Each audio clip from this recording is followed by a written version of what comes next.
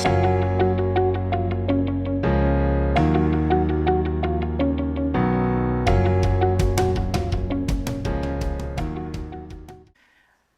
we gather and we return to a series called The God of Wonder. And back in February we started this series together, and we want to continue throughout the month of July and August. And in the month of July we'll be journeying through the Old Testament with stories that illustrate and draw us to the experience of encountering God in God's creation.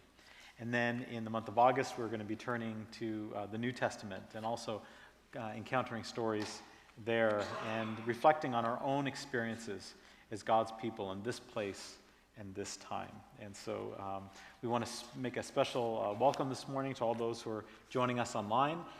Eric and I have been receiving lots of correspondence over this past week, and we know that right now there are people streaming the video who are joining us from Kenya, those who are joining us from the U.S., from Ontario, from Cape Breton, and from Alberta. So welcome. We're so glad you're here with us today, and thank you for being a part of this worship experience as we gather here in Lunenburg County. It's good to know that we are part of God's family that stretches around this world.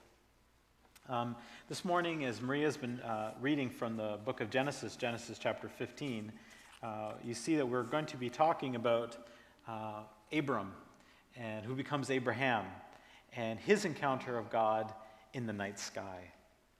I can't imagine my own life experience, my own spiritual journey, my own testimony, my own walk with God being void of creation.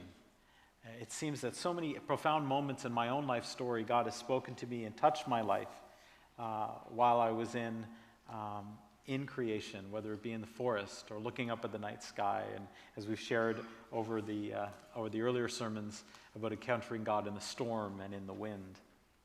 And so today we are going to be talking about encountering God in our experience of the heavens. Have you ever been captivated by the night sky? Have you ever just laid back in the evening and really looked up at the stars? Where did it all come from? Why is it there? How did God, or why did God put these heavens, this universe together the way he did? Eric and I had this great gift when we were living in Kenya, though we had a little garden behind our home that was very quiet. And we pretty soon decided that was going to be our little haven. And so we started investing a bit of time in that garden. We built a campfire pit because we like to have campfires. And we kind of shaped the garden a bit. And then we decided that we wanted to spend as much time as we could outdoors. And unlike Nova Scotia, which has a very short summer, it just seems that Kenya is just perpetually, between 20 and 30 degrees. I know, you hate me. And so we decided to put a couch in our backyard. And we built this bed. It was called a lamu bed. It's a style of couch in Kenya. And so there it was by the fire pit. And I remember our first Christmas in Kenya, Eric and I were trying to figure out where to place this because we wanted to put patio stones near the fire pit where we could lay this outdoor couch. And it was around the time of the Geminid meteor shower. Have any of you ever stayed up and watched a Geminid meteor shower? They happen every year in December. It's a little hard to go lie out in December in Canada, so I'm not surprised if you haven't. But every year in December, this year it'll be between September 14th and 16th, the Earth passes through this belt, and if you see the constellation Gemini, this is a picture of it here, you will see hundreds of meteors coming down through the sky per hour. And so Eric and I were out this evening, we were trying to figure out where to put the couch, and we saw a shooting star. And we just sat the couch there on the grass, and we lied back on our backs, and over the next hour, there was this gap in the canopy of trees above us, and we just watched star after star shooting above us. That's where the couch stayed. Of course, we didn't know at the time that the meteor shower only comes once a year, but still, that's where the couch was. And just times of being there just in the quiet of the night and looking up at the heavens and watching the constellations, the Milky Way that saints of old, since the beginning of time, have been looking up at those same stars, seeing those same constellations, asking those same questions, and encountering God, the God of wonder. So this is the story of Abram, and Abram and his encounter with the night sky. Abram is living in a time of great darkness, a time where there are evil men of power who are greedy and who are taking from the vulnerable. In fact, if you go back just one chapter, so we're in chapter 15, if you go to Genesis 14, you read the story of this group of kings who just wanted to take whatever they could for themselves. And they band together and they start to stir up war. And they're going in and they're taking advantage of the vulnerable. And in this particular story, there is Abram's nephew Lot, and he's in the wrong place at the wrong time, and he's kidnapped by these bandits, sent out by these evil kings. Abram lives in dark times, and there seems to be nothing secure. But Abram is a man of action, and he's a man of faith. And so he gathers other men around him, and they go out, and they confront this evil enemy, and they rescue Lot, and they bring him home. Not only do they bring home Lot, but they bring home many of the livestock and many of the things that were stolen from the rulers of their region. And when he comes back in chapter 14, something profound happens in the life of Abram. He's confronted evil, he's confronted the dark times, and he comes back and he meets the priest Melchizedek. And there, the high priest Melchizedek leads him in this time of worship. And I know we'll come back to this story again in the future, but just briefly, Abraham comes and he takes a tenth of all that he's recaptured and he gives it as an offering back to God. And then, at that time of worship and offering, he comes to this table and they break bread and they pour wine and he experiences this communion with God. It is a shadow, a precursor for what Jesus will one day do at the night of the Passover with his disciples. It happens there early in the book of Genesis, that God's people of faith experience the world and all of its uncertainty, but in the midst of that, they experience communion and relationship with God. And in that relationship, Abraham discovers something. Time passes, and here we are in Genesis chapter 15. And Abram is wrestling with this encounter with God. What does it mean for my life?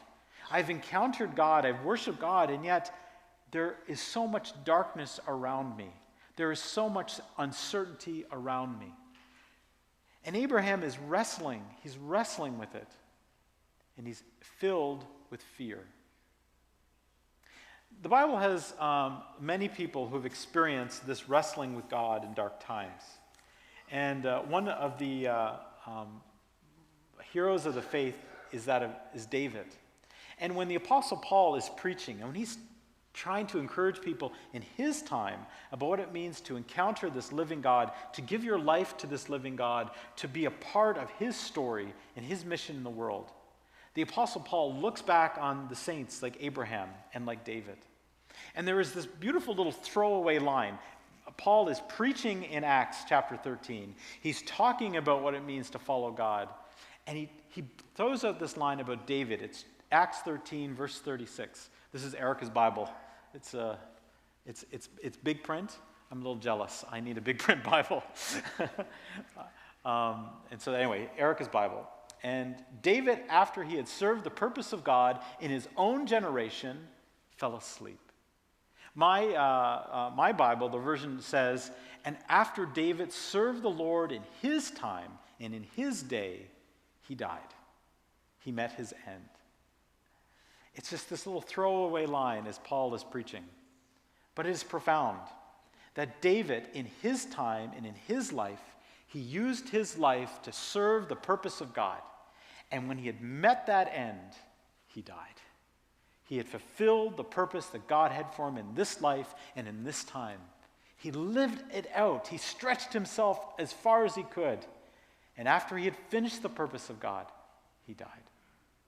When we think of the word end, many of us, it's quick to think about these defined ends. The end of June, the beginning of July. The end of summer, the end of life. But when the Bible talks and uses the word end, it does use a word that means, the finale, the conclusion. But there's another word that is woven all through the New Testament. Over 50 times in the New Testament, when we have the word end, it's a different word. Just here on the slide, the word is telos. It's a Greek word. You've probably heard of it before, some of you. Telos. Can you say that? Telos. Telos. Like tell us. Tell us. Telos. It is the end of God. And now, by the end of God, it doesn't mean the conclusion or the finish. The word telos means the purpose. It means the goal. It is the end that God had in mind when he created the universe. The ends of God, the purpose of God. And David had discovered the purpose of God for his life, the telos. Those who study philosophy or theology would use the teleological argument for the existence of God, which talks about the purpose of everything. We use it also if any astronomers out there, any budding astronomers, telescope, a telescope. This is the Hubble telescope. And many of you will know this is a telescope that was built to actually circle the Earth. It's in orbit. And it's a telescope that is free of all of the pollution and all of the particles and storms and weather that gets in the way. You can set on your calendar when the Geminid meteor shower is, but if it's snowing, you're not going to see it. But this telescope has no obstruction. And a telescope, the actual idea of the word is that it brings you to the end. It brings you to the destination, the end that is not immediately in front of you, but it's coming. It's out there. That's what a telescope does. So this is the Hubble telescope, and many of you will remember in 1995, a guy named Bob Williams. He was a Canadian. This is Bob. Hi, Bob.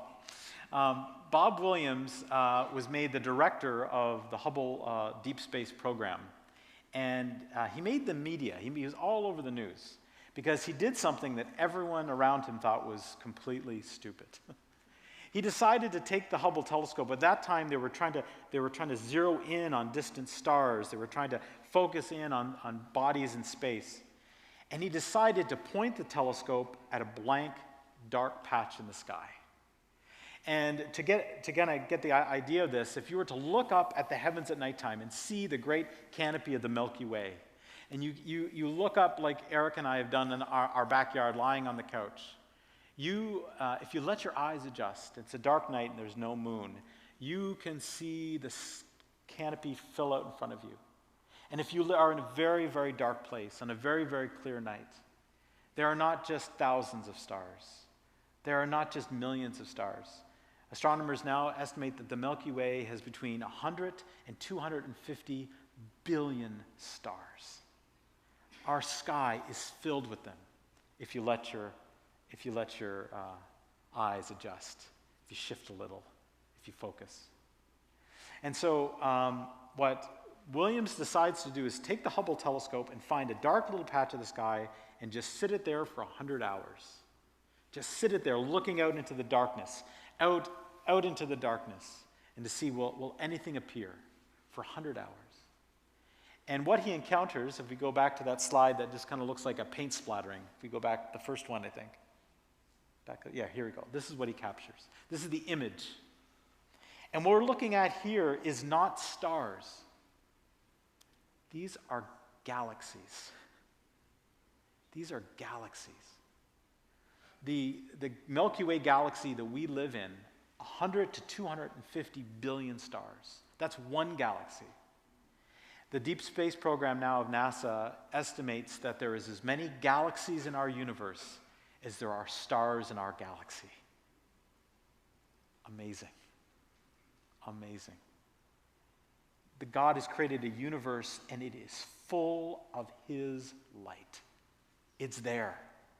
It's all there. God has a purpose in the midst of it. David, in the midst of the darkness, discovers God's purpose and he leans into it. He lives his life into that purpose. And at the end of his life, he has discovered the end of God the purpose of God, but the story isn't over. And Paul will go on and he'll preach about the fact that even at death, even at the moment when this life seems to be over, we are just entering into something far bigger. Every one of us were created to be a part of it. So here's Abram. Abram is not a young man at this point. He is getting up there in age. He has lived a life, he has struggled, and he has fought to try to create a little bit of order in the midst of the chaos of this world. Here's Abram, who's had to fight and try to push back those who are using greed and their power to exploit others for their own gains. Here's Abram, who's tried to put his own life at risk to take care of his family. And Abram, we learn in Genesis chapter 15, is afraid. How do we know he's afraid? Because God speaks to Abram and says, Abram, don't be afraid.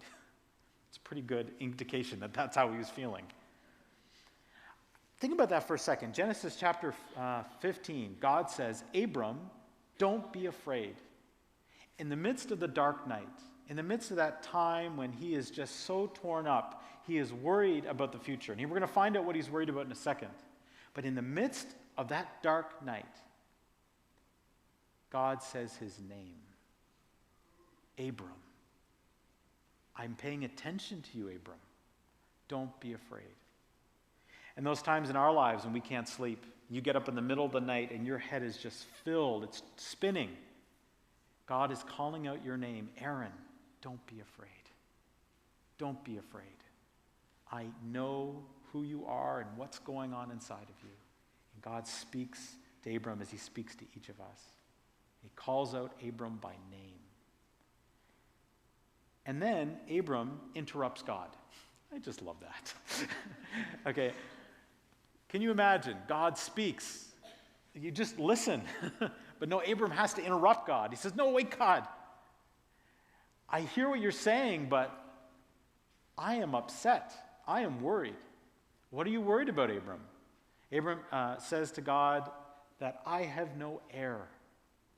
All the blessings that you've given me in life, what's it for? Because I am near the end of this life. And the only heir I have is Eliezer. Now, that's, by the way, poor guy.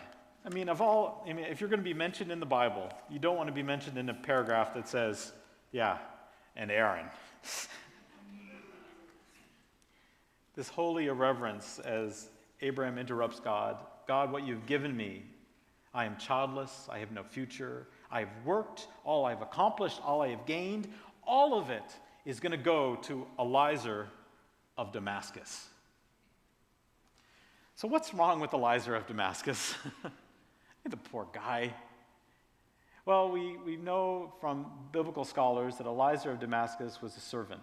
Some people even say he may be the illegitimate child of Abram through one of his concubines, one of his handmaids. All we know is he was a servant of Abram. And Abram had no heirs of his own. He had no legitimate children. And all of his wealth, all of his herds, all the things he'd worked for in this life were going to be given to this servant. And it's churning Abram up. He is just so fixated on this that I'm coming to the end of my life. What was it all for? All that I've accomplished, all I've accumulated. What's going to happen with it? My mother has been collecting things throughout life. She has a collection of bells. Every time we went traveling, we brought her a bell. And then she had a collection of teaspoons. Every time we traveled, we brought her a teaspoon. None of the kids want them. And you can fixate in life. You can just focus and focus. I want to accomplish this. I want to do this. Maybe you're the same way. You've got what's going to happen when I die with this collection? Who's going to want the porcelain dolls? Who's going to want this or that? You can focus so much on the stuff of life. And here's Abram. I've done all this work. I've accomplished so much, and now I'm just going to have to give it away to someone who isn't even my family, my blood. And God challenges Abram. He challenges this thing that he's fixating on. And how does he do it? God says to Abram, get outside. Go outside. that's for me, in this whole series, that's been a profound moment in my own life, that I can spend so much of my time, so much of my focus indoors, doing my own paperwork, doing my own thing. And God calls all of us to go outside. And not just to be outside, but God says to Abram, and look up. Pay attention. Lift your eyes from the screen. Be present in my creation, in the world that I have made for you to be a part of. Get outside. Look up. Wake up, Abram. Look into the sky. And so Abram does that. He leaves his tent. He leaves his comfortable easy chair, because I'm sure he had an easy chair. And he goes outside, and he looks up, and he confronts the Milky Way and that scattering of stars across the horizon. And he looks up, and he's staring into it, and God says, I will give you an heir, and the fruit of that heir will be far greater than the stars. If you could even count the stars in the sky, it'll be far beyond what you can imagine. So 100 to 250 billion stars in the Milky Way. If you multiply that by another 100 to 250 billion galaxies, the stars that are in the sky, if you and I spent our entire waking lives, from the time that we can count to the time that we die, if we lived 100 years, every moment that we are awake, at the most, we would maybe have 20 billion seconds.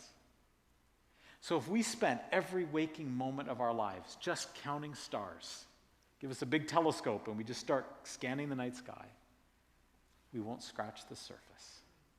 We won't even scratch the surface.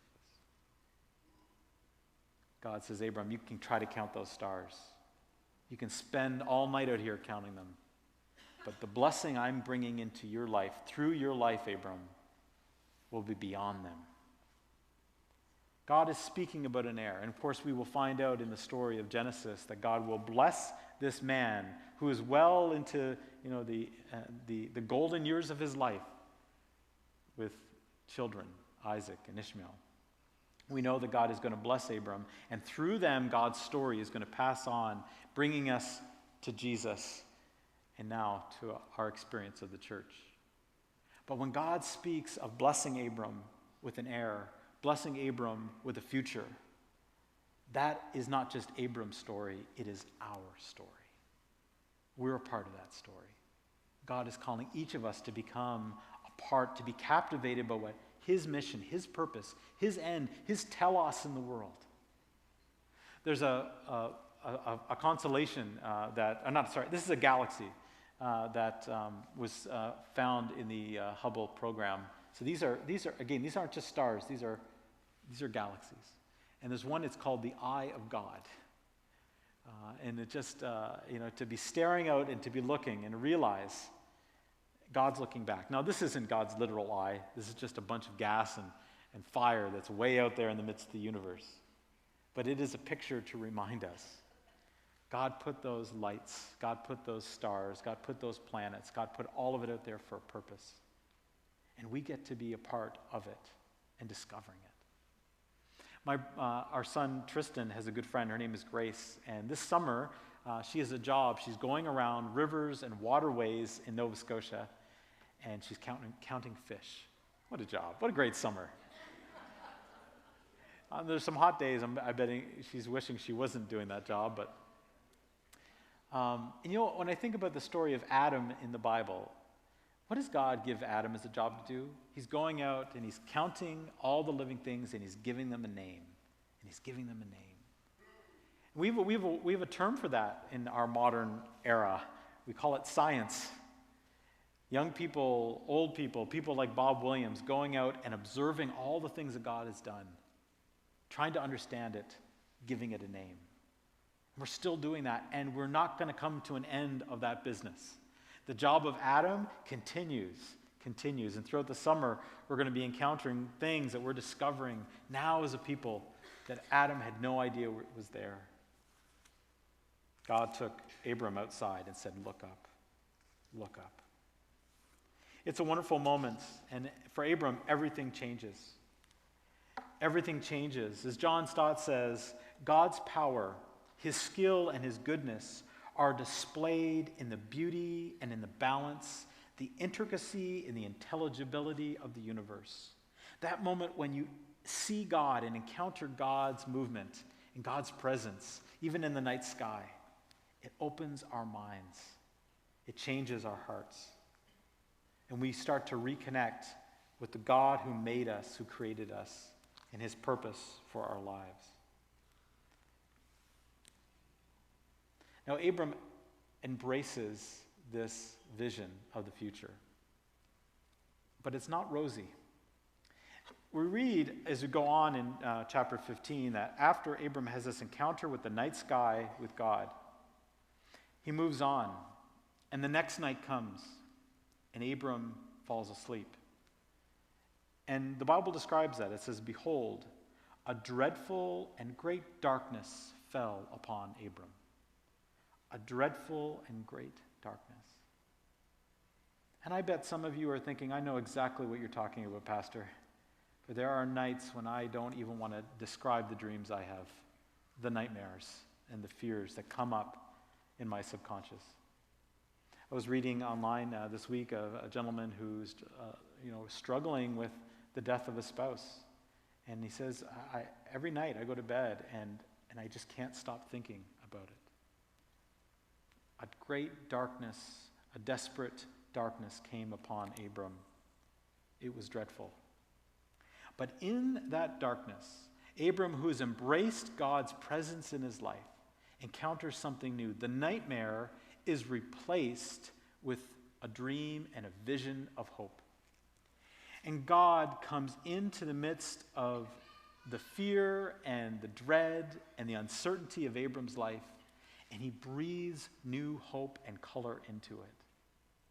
And I think of my own life, there are things, if I start thinking about space and the idea of these immense distances and the sense of eternity and infinity, my head just rocks, it explodes. And yet God says, you can trust me even in the great darkness, even in the desperate darkness, the things that our minds can't comprehend. I am there and you can trust me in the midst of it. And I will fill it with new visions. I will fill that darkness with new hope and new reality. And Abram is there and he has this vision, and we're not going to open that up today, but it is this vision of this new promise, this new covenant between God and Abram, and God and his people, and in Jesus Christ between God and all of us. But by God's covenant, his promise, he invites us to participate in God's story. He offers us what the ancients called holiness or righteousness. That's the real point of this story. When Abram encounters God in the night sky and encounters God's promise, we read that Abraham believed. And the Bible says, and God counted that belief as righteousness. That God's holiness, that God's purity, that no matter the brokenness and the pain and the sin and all the junk that was in Abram's life, the greed and the insecurity, all of those things that separate us from one another and separate us from God, through faith, Abram encounters God's grace. And of course, in Jesus Christ, we now see the fullness of that. That in Jesus Christ, God came in the flesh. He laid his life down for us. And in the mystery of the death and resurrection of Jesus, in the mystery of this thing that our sin, our brokenness, our selfishness, through God's love, could be replaced with his righteousness and his holiness and his grace. And that we who are lost, we who are in darkness, can enter into this relationship, this communion of light that is so full of more hope and more meaning and more purpose than we'll ever find in this world alone. And Abram discovers that in the darkness. And God breathes into Abram this new vision, this promise that they will walk together. We often talk about that as a relationship with God, that God calls all of us to walk with him, to have a relationship with God.